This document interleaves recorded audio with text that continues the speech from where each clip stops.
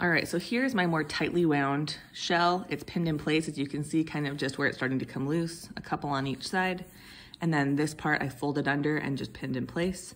I do recommend hand stitching this shell. If you really wanted to, you could try hot gluing, but it'll be more visible than if you hot glued on some of the smaller body pieces. So what I have here is just a double over thread. If you have a coordinating upholstery or heavy duty thread, definitely use it. If you want to use a normal sort of polyester, feel free.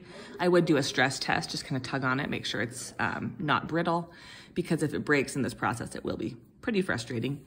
So what I like to do is kind of start up here at the top, maybe right here where the fold ends. And then I will just ladder stitch all the way around this spiral and just keep going all the way around to the bottom, and then ladder stitch this in place. You may want to go over it twice if it's going to be played with, or if it's going to be accessible to a kid. But if it's just for display, once around is plenty. So it's knotted at the end, and I find kind of just a place that's a little deeper in this crevice to start, just so that knot is hidden. And again, it's a coordinating thread, so it won't show up too much. And I go around one more time just to sink it in place. Okay, so for a ladder stitch, you want to take a little bite on this side and pull it through, and a little bite on this side and pull it through. It's the same way that the ladder stitches are used to close plushies, but instead of just one straight area, you're going to be going around these curves, and you'll just keep going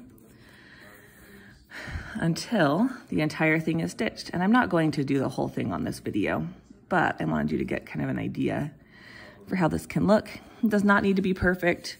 If stitching is visible, it's not a big deal. This is just, you know, just for fun.